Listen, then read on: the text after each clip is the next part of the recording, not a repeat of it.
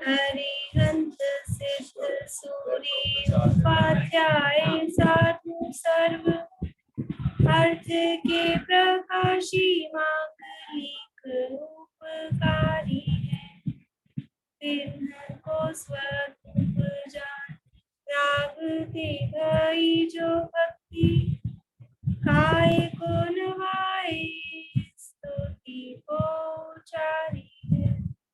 धन्य धन्य तीन नीति काज सब आज भये कर जोरी बार बार वंदना हमारी है। मंगल कल्याण सुख ऐसो हम चाहत है। वो मेरी ऐसी दशा जैसी तुम नारी है। वो मेरी ऐसी दशा जैसी तुम नारी है। मंगलमय मंगल करण प्रीत राग विज्ञान नमो ताहि जाते गए हरहंता महान करि मंगल करि ओम ग्रंथ करण होका जाते मिले समाज सब पावे निज पद राज। इस भव तरु का मूल जानहु मिथ्या भाव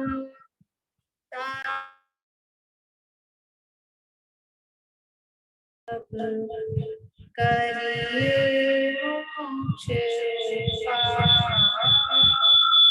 करिए मोक्ष। दीदी आवाज ना बहुत वैसा आ रहा है। एक मिनट वेट करिए।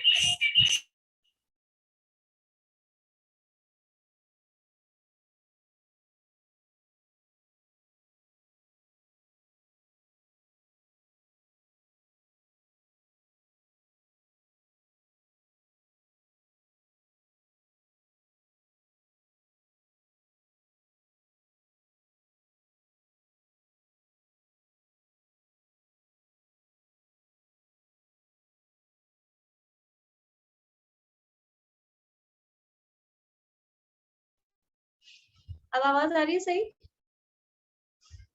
ठीक।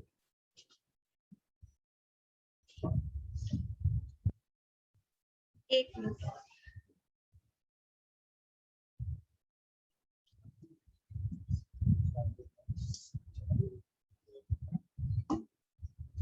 देखिए मोक्षा प्रकाशक यहाँ अपना 7वां अधिकार चल रहा है और 7वें अधिकार में निश्चयाभासी का प्रकरण अपना हो चुका। उसके बाद में व्यवहाराभासी का प्रकरण चल रहा है और इसमें 4 प्रकार के व्यवहाराभासी, कल किन्होंने नाम नहीं सुनाए थे, 4 प्रकार के व्यवहाराभासियों के नाम सबने सुना दिए थे। मोना भाभी नहीं है अभी, ठीक है। मनोरमा आंटी बोलिए।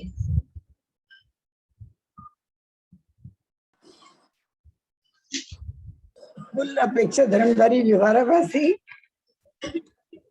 परीक्षा रहित आज्ञाकारी व्यवहाराभासी और तीसरा सांसारिक प्रयोजन वाला धर्मधारी व्यवहाराभासी और धर्म बुद्धि से धर्मधारक व्यवहाराभासी। बढ़िया।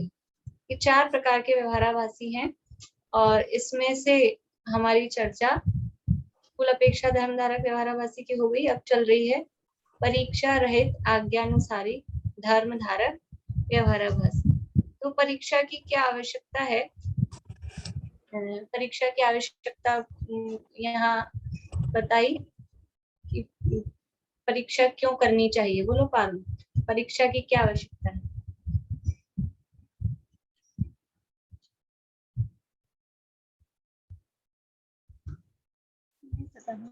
नहीं, आप आंटी बोलिए, परीक्षा की क्या क्यों है आवश्यकता?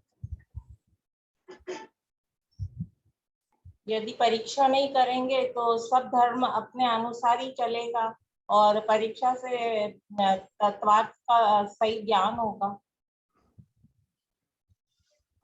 मीना चाची बोलिए। यदि आज्ञा ही मानकर अपन काम करेंगे तो फिर ना जैसे कुल में चलता आया है बस वैसा कर लेंगे अपन। और यदि परीक्षा करेंगे अपन तो दृढ़ता आती है अपने को कि नहीं ये सही है और ये गलत है, ऐसा फिर उसमें अपन दिखते नहीं है। तो दृढ़ता क्यों आती है? सही गलत का निर्णय नहीं, सत्य असत्य निर्णय का निर्णय परीक्षा के बिना नहीं हो सकता, इसलिए वो सत्य असत्य का निर्णय करने के लिए परीक्षा की आवश्यकता है। फिर यहाँ ये अपने प्रश्न हो गए थे कि जो उन्होंने शास्त्र के प्रमाण देके प्रश्न किए, आज्ञा सम्यक्त का क्या होगा, आज्ञा विचय धर्म ध्यान का क्या होगा, निशंकित अंग का क्या होगा, तो उन सब का समाधान यहाँ पंडित जी साहब ने किया। किनकी परीक्षा करनी चाहिए और किनकी परीक्षा नहीं करनी, यानी किसकी हमें परीक्षा करनी और किसकी नहीं करनी। बोलिए प्रमिला जी। प्रयोजनभूत तत्वों की तो परीक्षा करना, और जैसे कर्मों के बारे में बताया गया है, 3 लोक की रचना जिनकी हम जो प्रत्यक्ष और अनुमान से गोचर नहीं है उनकी परीक्षा नहीं। ठीक है, जो प्रयोजनभूत तत्व है उनकी परीक्षा करना, और जो प्रयोजनभूत नहीं है, प्रत्यक्ष और अनुमान के गोचर नहीं है, उनकी परीक्षा नहीं करना। फिर परीक्षा करने पर कोई कथन किसी शास्त्र में प्रमाणित भाषित हो रहा है, कोई कथन किसी शास्त्र में प्रमाणित भाषित हो रहा है, फिर क्या करें? कोई कहीं सही लग रहा है, कोई कहीं सही लग रहा है, फिर क्या करें? बोली पूर्णिमा। जो कथन उस शास्त्रों से मिलान होता हुआ जाने, उसको सत्य अपने विवेक बुद्धि से निर्णय करने के बाद में उसको सत्य प्रमाण जान के उसका निर्णय करना चाहिए, उसमें कोई दोष नहीं है कथन को देख के। नहीं, प्रश्न ये है कि कोई कथन किसी शास्त्र में प्रमाणित भाषित हो रहा है, कोई कथन किसी शास्त्र में प्रमाणित हो रहा है, तो ऐसी विरुद्धता हो फिर क्या करें? जिन शास्त्रों की समानता मिले ना उन शास्त्रों का कथन मानो, और उसमें भी देख लेना कि इसमें कोई राग देशारी कोई स्वार्थ प्रयोजन, बस जो वीतरागता के शास्त्र है उनमें तो कोई ऐसा स्वार्थ प्रयोजक कथन नहीं रहेगा, क्योंकि वीतराग सर्वज्ञ देव के द्वारा कथित हुए शास्त्रों में ना तो अज्ञानता ही है और ना कोई राग देश ही है, क्योंकि वो तो सर्वज्ञ कथित। तो ऐसे शास्त्रों में जो प्रमाण मिले उसको सत्य मान के उसको स्वीकार करना। ठीक है, बोलिए भारती आंटी। जैसे आपने एग्जाम्पल दिया था कि दुकान में गए, 2 दुकान में गए, फिर हम जज करते हैं कि इसका माल अच्छा है और फिर हम उसी पे विश्वास करते हैं। तो वैसे जो शास्त्र एक तो आगम वाले आगम से प्रमाणित होने चाहिए, उनका विश्वास करना चाहिए, और फिर जैसे इस तरह से हमको देखना चाहिए कि इसमें सच्चाई ज्यादा है, इस शास्त्र में सच्चाई ज्यादा है। जैसे आपने वो जो एग्जाम्पल दिया था दुकान वाला, वो देखिए, ये जो आप दोनों लोग ही जो जवाब दे रहे हैं वो इसका है कि हम किसको प्रमाणित माने, किसको, यानी जो प्रयोजनभूत है कि अप्रयोजनभूत है, तो अप्रयोजनभूत की प्रमाणता किस आधार पे करें। ये उसके लिए कि एक जो प्रयोजनभूत या कोई बात जहाँ प्रमाणित हो गई, तो जिसको हम प्रमाणित नहीं कर पा रहे उसकी भी प्रमाणता उस आधार पे कर लें। लेकिन अब प्रश्न ये है कि कोई कथन तो हमको किसी शास्त्र में सही लग रहा है, कोई कथन हमको किसी शास्त्र में सही लग रहा है, तो फिर कैसे माने? वही तो मैं कह रही हूँ कि जिसका हमको जो आगम प्रमाणित है उसी को हमको मानना चाहिए। जिस शास्त्र यही था मेरे ख्याल से, तो इसमें यही था। बोले निशांति बोले। जो सर्वज्ञ तीर्थंकर आप्तभाषित शास्त्र है उनके कथन को ही प्रमाणिक माना जाए, क्योंकि वहां कोई भी कथन प्रमाण विरुद्ध नहीं होगा, क्योंकि वे सर्वज्ञ है और उनके वीतरागी हैं, उनके किसी प्रकार का राग द्वेष नहीं है तथा वे लोकालोक को प्रत्यक्ष जानते हैं, अतः वहां जो कुछ भी कथन होगा वो प्रमाणित ही। मतलब हमको ये लग रहा है कोई कथन कहीं प्रमाणित है, कोई कथन कहीं प्रमाणित है, तो जो सर्वज्ञ भगवान द्वारा कहे गए बताए गए शास्त्र हैं उनमें तो ऐसा होता नहीं है। हमको जो ये कंफ्यूजन लग रहा है ये तो कोई जो अल्पज्ञ हैं उनके द्वारा लिखे गए हों उनमें ऐसा होता है, कोई कहीं सही लग रहा है, कोई कहीं सही लग रहा है। सर्वज्ञ भगवान आप्त भाषित शास्त्र हैं उनमें तो कोई भी कथन प्रमाण विरुद्ध होता ही नहीं है। ये इसलिए ये जो हमारी शंका है कि कोई कहीं भाष सही लग रहा है, कोई कहीं सही लग रहा है, ये हमारी शंका ही सही नहीं, ये हमारा भ्रम है। क्योंकि सर्वज्ञ भगवान के शासन में, उनके बताए गए शास्त्रों में ऐसी प्रमाण विरुद्धता होती ही नहीं है। इसलिए आप अल्प बुद्धि जीव रहते जो अपने नाम अपना धर्म अलग चलाना चाहते, कुछ असली माल लेंगे और बाकी अपना नकली माल मिला के जो नए शास्त्र रच देते हैं ना, उनमें तो अपनी बुद्धि लगाना पड़ेगी ना, अपने विवेक बुद्धि से निर्णय करना पड़ेगा। हाँ, वो बात अभी आगे बता रहे हैं बिल्कुल कि फिर वो अपनी बुद्धि भी लगानी पड़ेगी, लेकिन पहले ये हमको देखना पड़ेगा कि जो आप्त भाषित सर्वज्ञ भगवान द्वारा कहे गए शास्त्र हैं उनमें ये पहले निर्णय करना पड़ेगा कि जो सर्वज्ञ भगवान द्वारा कहे गए शास्त्र हैं उनमें ऐसे प्रमाण विरुद्धता होती ही नहीं। बोलिए भारती। नहीं, पर आप्त भाषित शास्त्र में भी तो मिलावट हो सकती है ना, आप जैसे। हाँ, तो वो उसकी चर्चा भी आगे कर रहे हैं कि मिलावट हो गई है तो उसको हम वो जो कसौटी है एक हमारे पास में उस कसौटी से मिलाएं। अभी आगे और चर्चा कर रहे हैं कि बीच में जो मिलावट हुई है वो अलग दिखती है कि वीतरागता की जो परंपरा है और ये मिलावट हुई उससे पहले की जो परंपरा है, तो ये मिलावट अलग समझ में आएगी। इसलिए यानी पहले ये विश्वास हो, ये निर्णय हो कि भगवान द्वारा बताए गए शास्त्र में अप्रमाणता नहीं होती, वो प्रामाणिक है। तो वो प्रयोजनभूत तत्वों की परीक्षा की और अप्रयोजनभूत में भी उस आधार पे हमने उसको प्रामाणिक माना, तो वहां अप्रमाणता नहीं होती। देखिए 216 पेज पे, 216 नंबर पेज पे ऊपर से हम पढ़ तो लिया था कल हमने, थोड़ा ऊपर से शुरू करते हैं वहीं से कि छद्मस्त से अन्यथा परीक्षा हो जाए तो वह क्या करे। कि समाधान दिया कि सच्ची झूठी दोनों वस्तुओं को कसने से और प्रमाद छोड़कर परीक्षा करने से तो सच्ची ही परीक्षा होती है। यानी हमसे गलत हो जाए तो छद्मस्त है, परीक्षा ही गलत हो जाए तो ये परीक्षा गलत हो रही है, वो आपके प्रमाद के कारण हो रही है।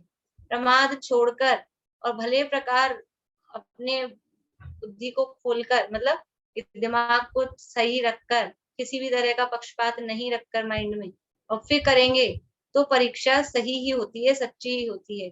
पक्षपात के कारण परीक्षा भले प्रकार न करे तो वहां अन्यथा परीक्षा होती है। तथा फिर वह कहता है कि शास्त्रों में परस्पर विरुद्ध कथन तो बहुत हैं, किन किन की परीक्षा करें। शास्त्रों में तो कथन ही हमको ऐसे दिखाई देते हैं परस्पर विरुद्ध। कैसे दिखाई देते हैं परस्पर विरुद्ध? कैसे दिखाई देते हैं? कहीं कहते हैं कि राग जीव का है और कहीं कहते हैं कि राग पुद्गल का है। अब ये बताओ, ये परस्पर विरुद्ध है। कभी कहते हैं देह चेतन एक है और कभी नए और प्रमाण से करते हैं, तो नए को अगर हम नहीं समझेंगे तो फिर वो गलत ही हो जाएगा कथन को, जो कितना भी हो।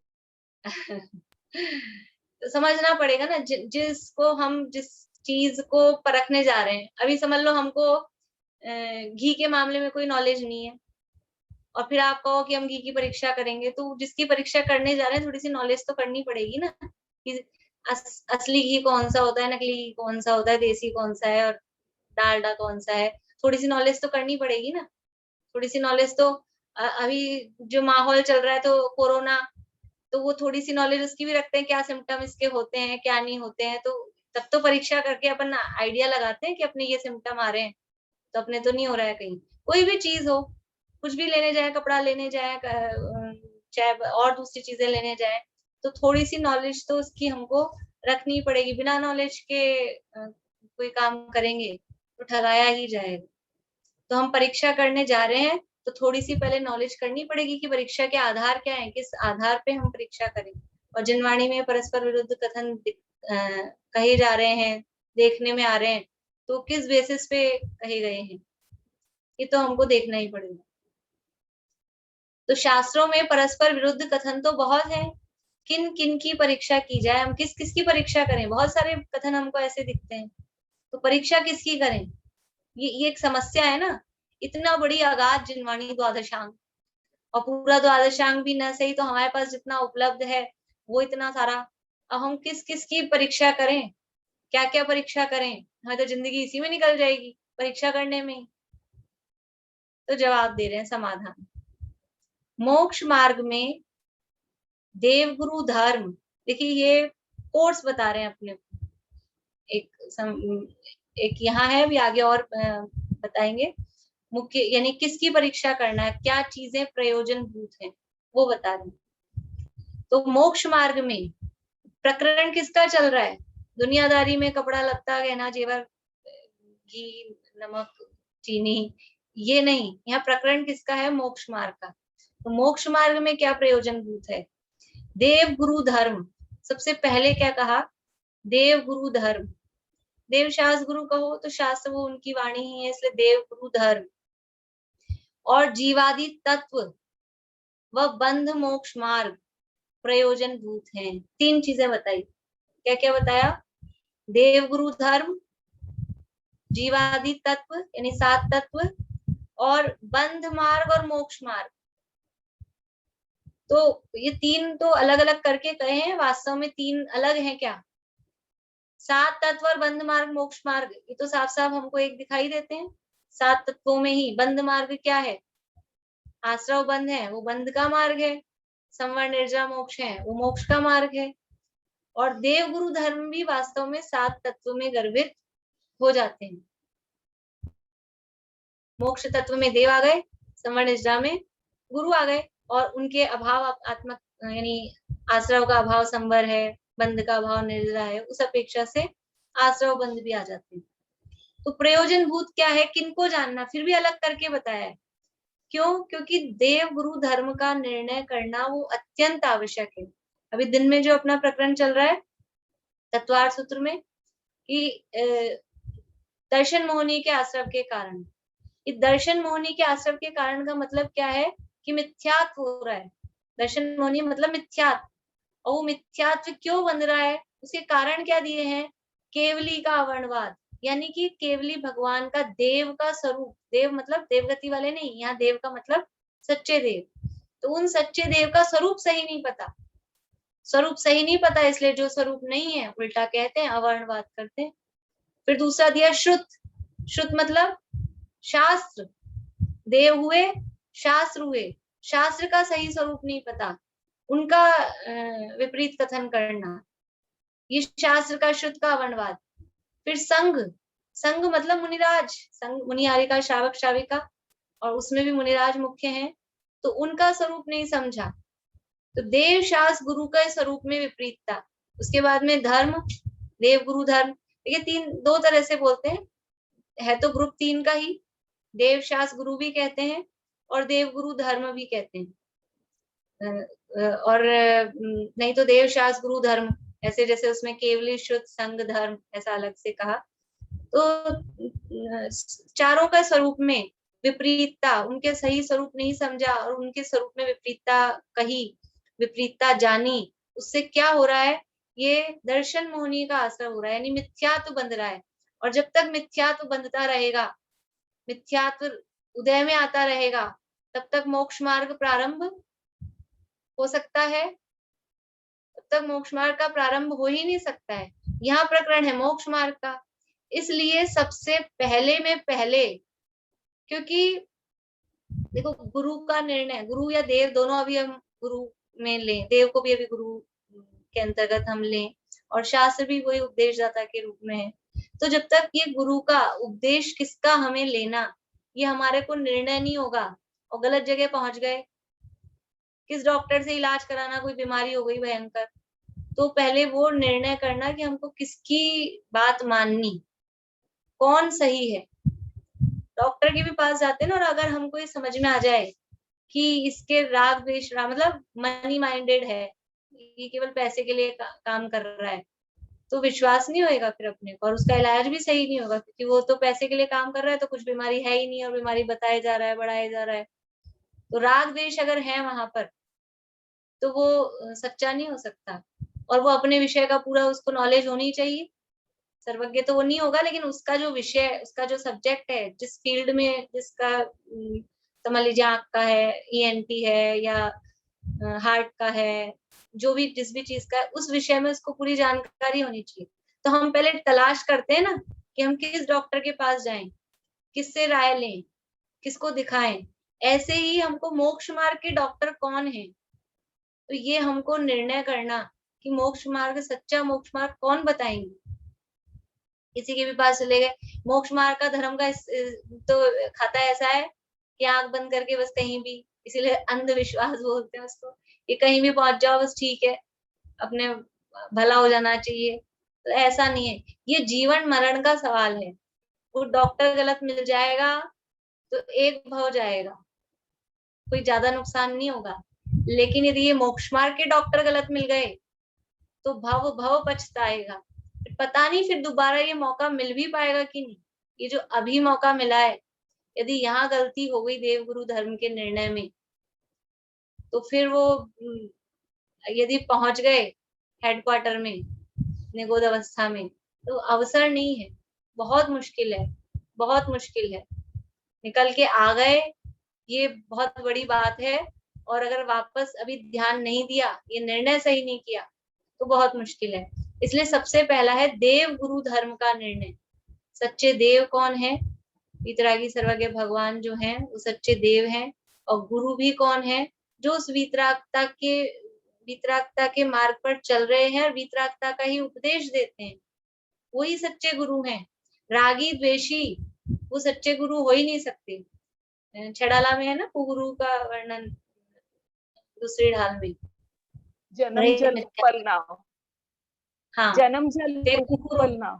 ते कुगुरु जन्म जल उपल नाव। तो कुगुरु कैसे है कि संसार रूपी समुद्र में पत्थर की नौका के समान है, खुद तो डूबेंगे ही, और जिस उसमें जो बैठेगा पत्थर की नाव में वो भी डूबेगा। तो रागी द्वेषी वो वास्तव में सच्चे गुरु नहीं हो सकते, वीतरागता ही उनकी पहचान। और धर्म कौन सा सच्चा है? कि धर्म भी जो वीतरागता का उपदेश दे, जहाँ वीतरागता का ही पोषण किया जाए, वही धर्म सच्चा है। एक सिंगल कसौटी है वीतरागता, और बाकी और फिर वो तो सब उसके साइड में। देव वीतरागी, देव हमारे श्री अरहंत, और गुरु हमारे निर्ग्रंथ संत। वो बोलते हैं ना अपन सहजानंदी प्रवचन के बाद में, उसका पूरा यदि करें तो उसमें है ये, देव हमारे श्री अरहंत, गुरु हमारे निर्ग्रंथ संत। और धर्म कैसा है? कि धर्म भी निर्ग्रंथ होगा। धर्म कैसा होगा? वो भी निर्ग्रंथ है, उसमें कोई लाग लपेट नहीं है। वीतरागियों का धर्म भी वीतराग धर्म, मतलब जो ये धर्म है वो मोक्ष में पहुंचाने वाला, सुख में पहुंचाने वाला, वो तो धर्म है ही। जो वस्तु का स्वभाव धर्म है, धर्म की अनेक रूप से व्याख्या करते हैं ना, तो वस्तु का स्वभाव धर्म है। वो कैसा है? वस्तु का स्वभाव धर्म, वो भी वीतरागी है, क्योंकि वस्तु का स्वभाव ही वीतरागी है। वीतरागी है मतलब प्रत्येक वस्तु अपने में रहती है, दूसरे से कोई मतलब ही नहीं है, इसलिए प्रत्येक वस्तु वीतरागी है। आप कहोगे पुद्गल धर्म अधर्म, ये भी वीतरागी है कि इनमें तो राग है ही नहीं, किसी को किसी से लाग लपेट है ही नहीं, और एक एक द्रव्य अणु अणु स्वयं में लीन है। ये जो बात है ना, ये उनकी वीतरागता को, वीतरागता मतलब ये तो अपन उससे ले रहे हैं, यानी उनमें किसी में कोई टक्कर नहीं है। तो ये वस्तु का स्वभाव ये धर्म है, और वो धर्म भी वीतराग स्वरूप है। इसलिए ये देव गुरु धर्म का निर्णय कि सच्चे भगवान कौन से हैं, सच्चे देव कौन से हैं, सच्चा धर्म कौन सा है, और सच्चे गुरु कौन से हैं, इनका निर्णय करना ये बहुत प्रयोजन। तो सबसे पहले कहा देव गुरु धर्म, फिर इसके बाद में देव गुरु धर्म का हमने निर्णय कर लिया, उसके बाद में काम पूरा हो गया कि नहीं? अब वो जो उन्होंने उपदेश दिया है उसमें जीवादि तत्व यानी प्रयोजन भूत तत्वों का निर्णय, उनकी परीक्षा करना कि वास्तव में हमारे लिए प्रयोजनभूत तत्व कौन से हैं। चीजें तो बहुत सारी है दुनिया में, बातें बहुत सारी है, परीक्षा किसकी करें? शास्त्र में बहुत सारी बातें लिखी है, तो किसकी परीक्षा करें? किसकी परीक्षा करें कि वो आदिनाथ भगवान की आयु 84 लाख पूर्व की थी, ये परीक्षा करें कि सुमेरु पर्वत 1 लाख योजन का है, इसकी परीक्षा करें कि आलू में इतने अनंत जीव होते हैं इसके एक कण में, इसकी परीक्षा करें। किसकी परीक्षा करें? तो अभी पहले प्रयोजनभूत क्या है, इनकी तो परीक्षा पॉसिबल है ही नहीं। और मोक्ष मार्ग में प्रयोजनभूत क्या है कि जिनको जाने, प्रयोजनभूत तत्व किसे कहते हैं? मैं हर बार सुनीता आंटी से सुनती हूँ, आज कोई और सुनाएंगे? प्रयोजनभूत तत्व किसे कहते हैं? बोलिए ज्योति जी। जिससे हमें सच्चे सुख की प्राप्ति हो, जो हमारे मोक्ष के लिए प्रयोजन होते हैं। ठीक है, बोलो प्रीति। जो मोक्ष हमारा एक काम है, उस काम के लिए जो कार्यकारी है। ठीक है, बढ़िया। मतलब जीव का जो मूलभूत प्रयोजन है दुख ना होना और सुख होना, उसके लिए जो प्रयोजन भूत है वो तत्व सारे। बोलो सुनीता आंटी, आप ही बोलो। अभी मैं भूल गई हूँ अभी तो आप ही बोलिए। पूर्णिमा आंटी बोलिए। जो मोक्ष मार्ग में प्रयोजन भूत सात तत्व आदि है, उनको प्रयोजन मतलब जिनसे हमारा दुख दूर हो। परिवार, ये तो हो गया, ये तो जवाब तो ठीक है, तो शब्द से ही निकल रहा है अर्थ। प्रयोजन भूत तत्व किसे कहते हैं? हाँ, समीक्षा आपको याद है? मैं बोलूं? हाँ बोलिए आप आंटी। जिससे हमारा दुख दूर हो, हम सुखी हो, वही प्रयोजनभूत तत्व है। बढ़िया बढ़िया।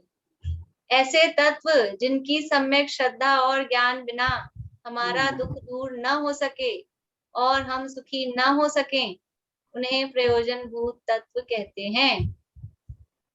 ऐसे तत्व जिनकी सम्यक श्रद्धा और ज्ञान बिना हमारा दुख दूर न हो सके और हम सुखी न हो सके, उसे प्रयोजनभूत तत्व कहते हैं। तो ये साथ ही क्यों है प्रयोजनभूत? ये हमने चौथा अधिकार में भी पढ़ा है, वहां भी आई थी प्रयोजनभूत तत्व की विधि, चौथे अधिकार में आई थी ये बात। ये सात जो है, जीव अजीव आश्रव बंध संवरण निद्रा मोक्ष, पुण्य पाप को और साथ में अगर जोड़ लें, इनको इनकी सम्यक श्रद्धा, इनको भले प्रकार से इनकी श्रद्धा नहीं कर पाए, इनको स्वरूप नहीं समझ पाए और ज्ञान नहीं कर पाए, तो हमारा दुख दूर हो ही नहीं सकता है। आश्रव बंध को नहीं जाने, संवरण निद्रा मोक्ष को नहीं जाने, जीव और अजीव का स्वरूप नहीं जाने, तो किसी भी कीमत पर हमारा दुख दूर नहीं हो सकता है और हम सुखी नहीं हो सकते हैं।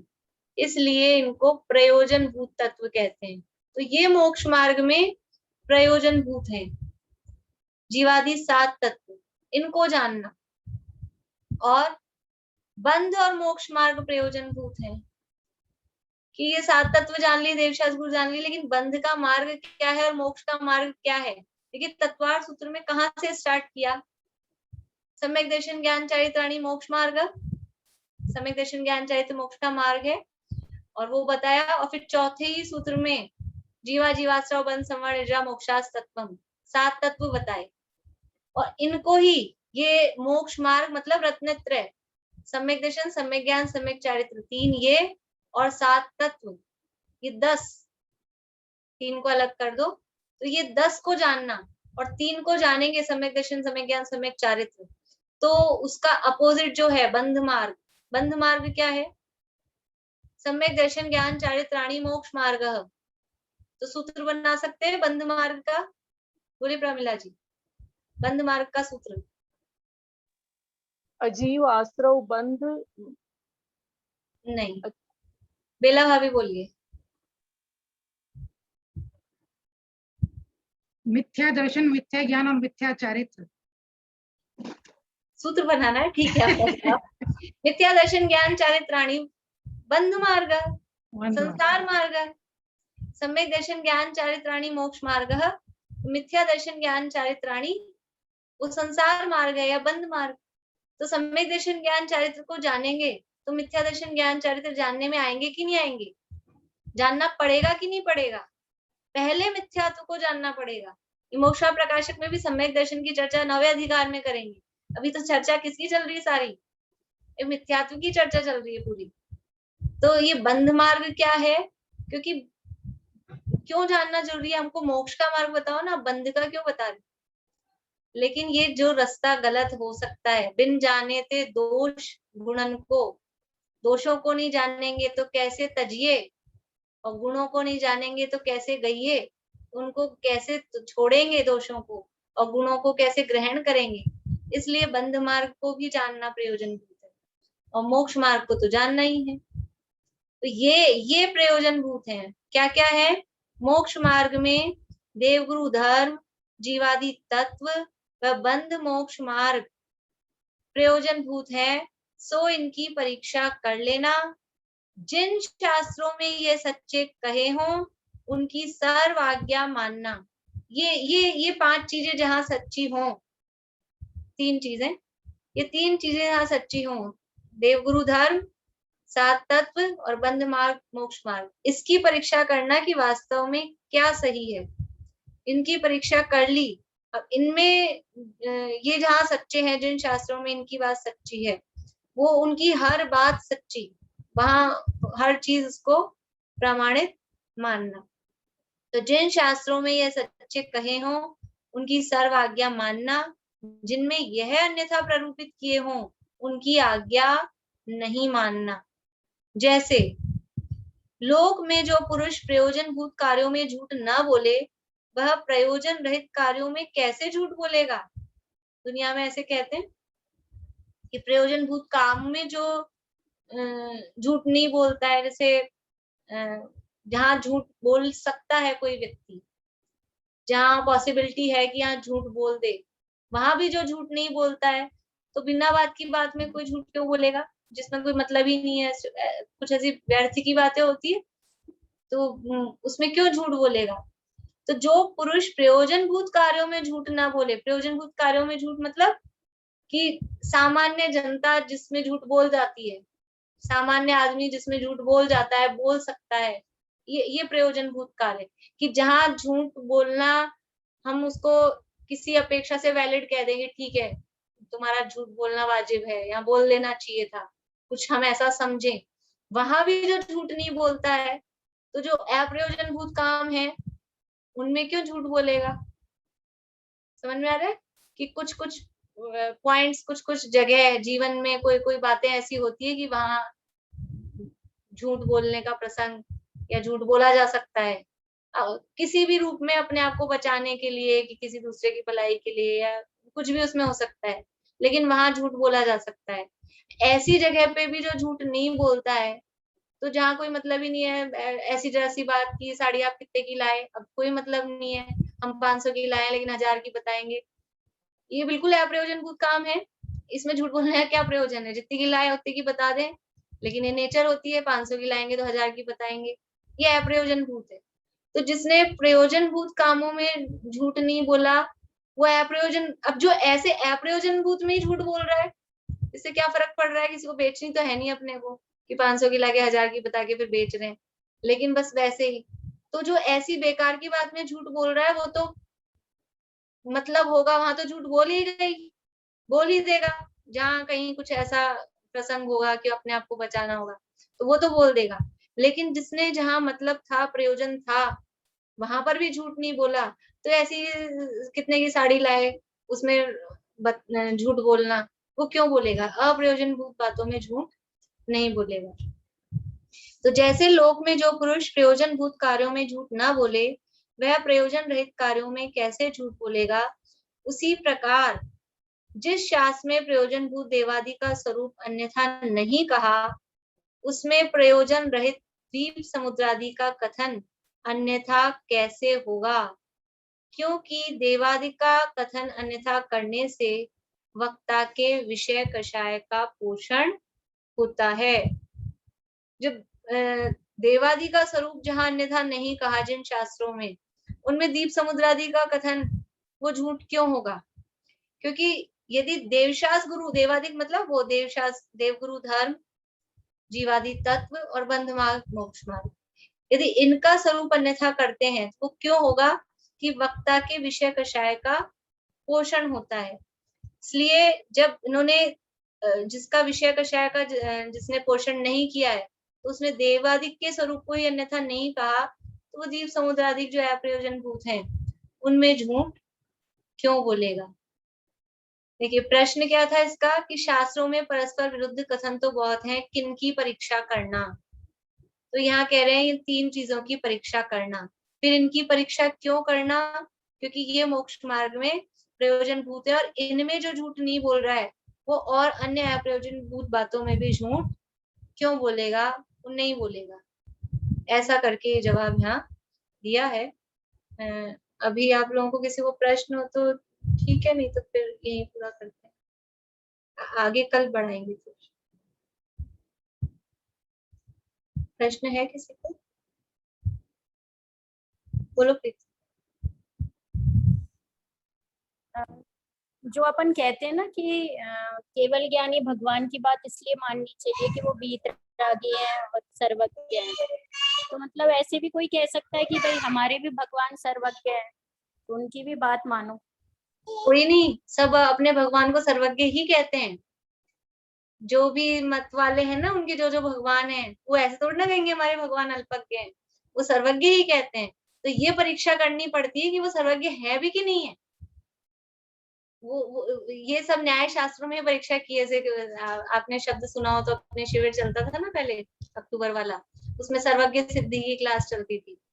सर्वज्ञ भगवान है कि भी नहीं है, कौन सर्वज्ञ है ये सिद्ध किया जाता है। न्याय शास्त्रों के विषय है। और कौन सर्वज्ञ, पहले तो ये सिद्ध करा कि सर्वज्ञ होते हैं दुनिया में, और फिर ये सिद्ध किया कि ये अरहंत भगवान ही सर्वज्ञ हैं और दूसरे कपिलादि बुद्धादि ये सर्वज्ञ नहीं है। ये सब न्याय शास्त्रों में ऐसी सिद्धि की है। हर धर्म वाला अपने भगवान को कम, फिर भगवान क्यों मानेगा, वो कम थोड़ी ना मानेगा, वो कहते हैं सर्वज्ञ हैं। लेकिन उनकी सर्वज्ञता के किस आधार पे है, वहां उनको फिर ये सिद्ध किया कि आपके सर्वज्ञ नहीं है, सब बातें नहीं जानते। ऐसी बात वहां न्याय शास्त्रों में सिद्ध की। बड़े बड़े शास्त्र हैं, आप्त मीमांसा, आप्त परीक्षा, बहुत बड़े बड़े उसके लिए ग्रंथ लिखे हैं। ये जैनाचार्यों ने ये सिद्धि की है कि ये ही सर्वज्ञ हैं। ऐसे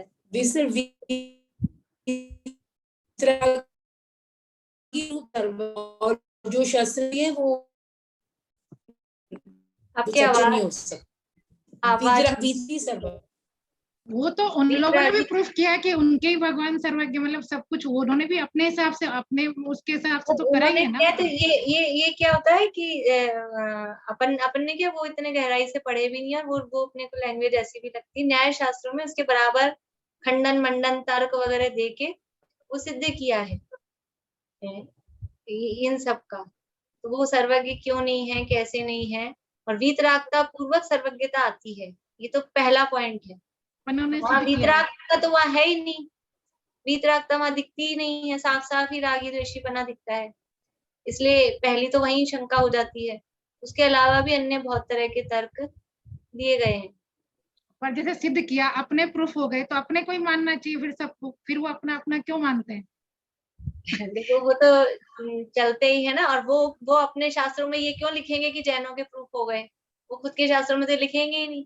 ये तो जो हुआ उस समय वो ऐसा कहेंगे। देखिए अगर वो राम को भगवान मानते हैं, ठीक है, राम भगवान है और राम सर्वज्ञ है, तो राम भगवान है और वो जन्म से ही भगवान मानते हैं ना। वो तो ऐसा है ही नहीं कि बाद में भगवान होंगे, उनके यहाँ तो ऐसे ही चलता है ना कि जन्म से ही भगवान है। तो फिर आप भगवान हो और आप सर्वज्ञ हो, तो फिर आप अपनी पत्नी की खोज लगाने के लिए, आपको पता नहीं चला रावण ले गया, और आपको पहले से पता नहीं था कि मैं ये छोड़ के जाऊंगा तो इसको रावण उठा के ले जाएगा, इसका हरण हो जाएगा। और फिर हरण होने के बाद भी पेड़ पत्तों से पूछ रहे हैं, खुद को पता ही नहीं चल रहा है कौन ले गया, कहाँ क्या हो गया। तो यही आप तो उसी समय भगवान मान रहे हो और उसी समय आपकी सर्वज्ञता दिखाई दे रही है। इसी तरह के और भी जो प्रसंग अपन देखें तो समझ में आती है। बोलिए भारतीय। वो तो भगवान को बोलते हैं नॉनवेज भी खाते हैं, उन लोग के हिसाब से तो भगवान नॉनवेज भी खाते हैं। और वो इसको वो लोग प्रूफ, मतलब है ना, मैंने कई लोगों को देखा है जो ये बात, मतलब कि हम लोग क्यों नहीं खाएं जब भगवान खाते हैं। कोई वो और जिनको अपने विषय पेशाय का पोषण करना है तो वो यही बात कहेंगे। जिनको खुद को नॉनवेज खाने का, जिनको खुद को पत्नी को रखने का, अस्त्र शस्त्र रखने का, ये सारा रखना है तो वो उसी का पोषण करेंगे। और जो दिन यही में तर्क कितने लोगों ने मेरे को दिया। दिन में जो अपना प्रकरण चल रहा है और कि यानी भगवान को खाना, नॉनवेज तो छोड़ो, भगवान को आहार मानना, वो भी उनका अवर्णवाद है। वो भोजन करते हैं, ये भी उनका अवर्णवाद है। वो शुद्ध कवला आहार- को पीताम्बर मत में मानते हैं ना। हाँ, तो और इसलिए अवतार भी तो मानते हैं, वैष्णव लोग अवतार भी तो मानते हैं कि अवतार होते हैं। हाँ, तो इसीलिए जन्म, इसलिए ये दोष बताए ना कि जन्म ले रहे हैं फिर मर रहे हैं। आपके भगवान का जन्म हो गया और फिर भगवान मर गए और फिर वो दोबारा आ गए, 24 बार 24 अवतार ले लिए। तो ये सब कोरी कल्पनाएं और ऐसी लगती है मजाक की बातें। ये वास्तव में सच्चे देव का स्वरूप नहीं हो सकता, भगवान का ये स्वरूप नहीं होता, ये तो स्वरूप हो नहीं सकता है। जितनी अलग अलग ये है, कोई मानते हैं कि मोक्ष हो गया मतलब खत्म, मोक्ष हो गया इसका मतलब खत्म हो गया आदमी, आदमी मतलब जीव की सत्ता का ही नाश। तो ऐसा मोक्ष किसको चाहिए? डॉक्टर के पास जाओ कि डॉक्टर साहब मेरा इलाज कर दो, कि हाँ ना मर्ज रहे, ऐसा करूंगा इलाज, ना मर्ज रहेगा ना मरीज रहेगा। तो ऐसा इलाज कौन कराएगा? तो ये मोक्ष ऐसा मान रहे हैं कि जीव ही खत्म, जीव ही नष्ट हो गया, मोक्ष मतलब वो दीपक बुझ गया, खत्म। तो हमारे जीव की सत्ता ही नाश हो जाए, ऐसा मोक्ष किसको चाहिए? तो ये सब तत्वों का ऐसा, बौद्ध धर्म में भी तत्व कहे हैं, 4 तत्व कहे हैं उनके, अपने यहाँ 7 तत्व कहे हैं और उनके 4 के आधार पे अपने भी 4 में उनको कंक्लूड कर देते हैं। तो वो ये दार्शनिकों में ये सब चीजें तत्व कहे जाते हैं। कोई 25 तत्व मानता है, सांख्य आदि वो 25 तत्व मानते हैं। तो ये सारी चीजें वहां है। तो अब उनमें परीक्षा करना कौन से सही है, कौन से झूठे हैं। प्रमाण मानते हैं, नए केवल जैन धर्म में है, जैन दर्शन में प्रमाण सब मानते हैं। कोई 1 प्रमाण मानता है, कोई 2 प्रमाण मानता है, कोई 4-5 अलग अलग सबकी। अभी ये तो आजकल, अभी तो ये माहौल नहीं है। प्राचीन काल में तो ये 6 दर्शन, षड दर्शन भारत में जो चलते थे, और सुना होगा आप लोगों ने राजाओं की सभाओं में वो शास्त्रार्थ होते थे अपने अपने धर्म को श्रेष्ठ सिद्ध करने के लिए। तो वो सब उस समय चलते थे। अभी भी लोग हैं लेकिन अभी इतनी वो नहीं है। अभी ऐसा है धर्मनिरपेक्षता टाइप की बुद्धि, और सब सही है ऐसा मानना चाहिए, इस तरह के लोग अच्छे माने जाते हैं। वो ऐसा एक ही बुद्धि मतलब वो चल रही है कि जो लोग अच्छे एजुकेटेड हैं वो ऐसा इसमें धर्म में रिलीजियस होना वो अच्छा नहीं मानते उसको। तो वो अभी जो ट्रेंड है वो चेंज हो गया, लेकिन है अभी भी। और जो उनकी मान्यताएं हैं, अब जो खुद ये थोड़े बहुत हैं फॉलोअर्स, वो खुद ही अपने शास्त्रों को नहीं जानते, नहीं समझते क्या कहा है। हम कौन सा बहुत अच्छे अपने शास्त्रों को जानते हैं, हमको क्या पता है बहुत सा अपनी बातें। तो वो गहराई से करें तब समझ में आती है। जानते नहीं है लेकिन लड़ने के लिए सब तैयार है। वो बात। चलिए, और प्रश्न है किसी का?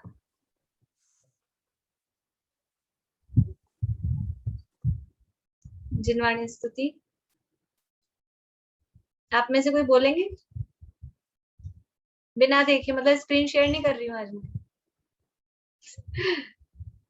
कौन बोल रहे हैं बोलिए। कोई को भी याद नहीं हुई?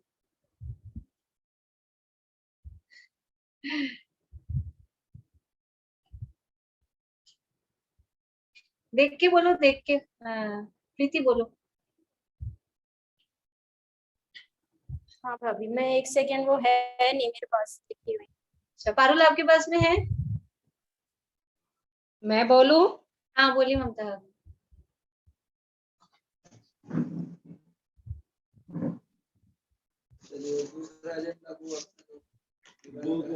मन हरे मदन तन त्वरन सुवेहन सुमन सुमन समाने धन धान्य पूरित संपदा अगणित कुबेर समान वसी अंगनाई संगनी संसार की श्री कुंतु जिन तृण समेत झीली राह भवे दधि पार की।